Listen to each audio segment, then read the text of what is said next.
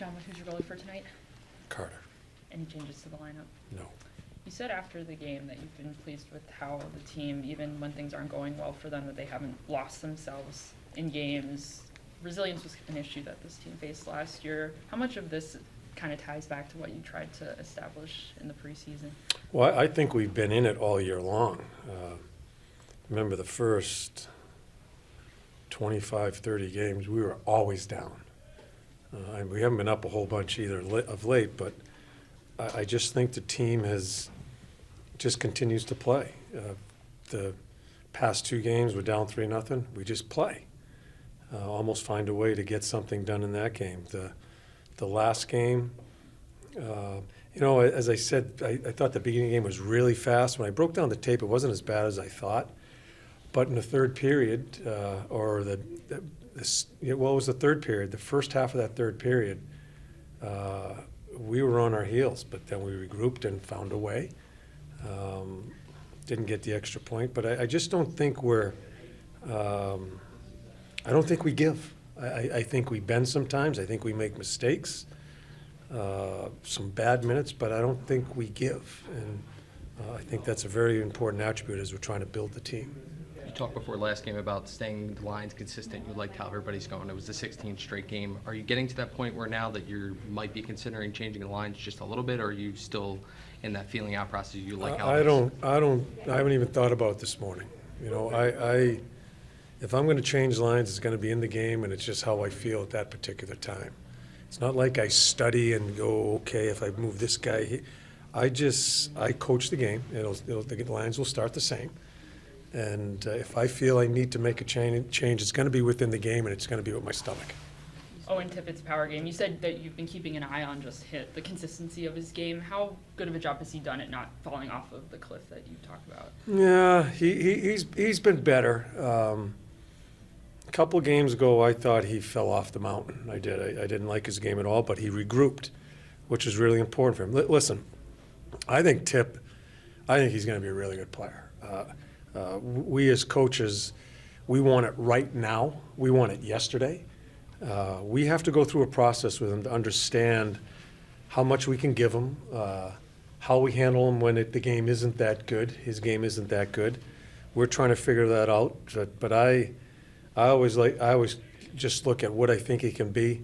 It's really encouraging what he's going to be as a player. So we'll go through some growing pains together, but I think he's going to be a really big part of this. You talked about a few games back that the mindset has to be you can't lose 2 in a row. You guys have now lost 2 in a row. Minnesota's on a 3-game losing streak. How important do you feel like tonight is for that mindset? Yeah, we lost, but we get a point, and I think we play a really good game against a really good team. We're going to play probably even a better team tonight, probably a better team the next game. Just looking for our guys to answer. If we score that overtime goal, maybe an inch more goes between the pads of the goalie, we win that game, you wouldn't be asking me that question. That's the fine line of winning and losing in overtime. I liked a lot of minutes, like I said after the game, a lot of things we did in that game. Didn't get the total result, but get a very hard-earned point. I just want to bring I want that confidence to come into this game here as we start this one against a really good team. Shot blocking mentality you guys have and the importance of that to your defensive game, where does that start? That started in day one, as far as with the team. I think that is a huge part of playing defense. A lot of people think it's dinosaur thinking, I guess, and it's funny, you go through the regular season and it's offense, but then when you get into April, May, and June, all teams are talking about is the type of style you need to play to win in the playoffs. Shot blocking, understanding how to play away from the puck. It's been a point of emphasis for me from the first day me and my coaching staff came here to Philly, because I thought it was very important with a young goalie like Carter for us to play better in front of him, to give him a chance. Have we passed the test? No, we still got some work to do. Shot blocking, I think we're willing, and I think we're doing a good job of that. We still got a ways to go as far as cutting down more chances in a 60-minute game. You said in the past that one of the reasons that you like Travis Konechny's game is because he's not afraid to make a mistake. When talking to Travis, he says he likes playing with Noah Cates more or less for that reason, because he's good at cleaning up some of the mistakes that he makes. How well do those two complement each other? Yeah, and you think, because Casey's not, I don't think we can call Casey an offensive center right now, right? I think he's well ahead of a lot of young centers in our game and he's a left winger by trade. This is his first year at center, of how he can play away from the puck. He's just so smart positionally. But he's sneaky as far as some of the plays he makes with TK. I think it's worked, and I think it does allow TK to go a little wild sometimes and use his strength of his game by just being a reactionary type player.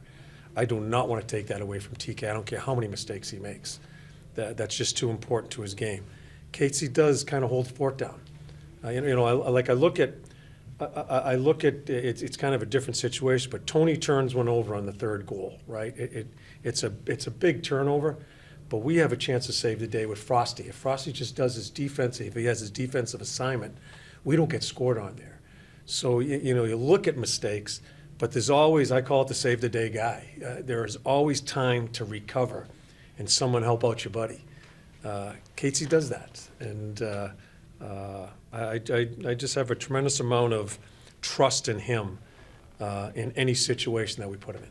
At his age, 23 years old, does he remind you of anyone coming into the league who really has such a defensive aptitude, whereas maybe the offense isn't? Boy, I haven't run across many players that has been taken off the wing, put at center, in a team that's been floundering, that couldn't defend, that's trying to defend, and get the minutes that he's gotten so far in the first 50 games.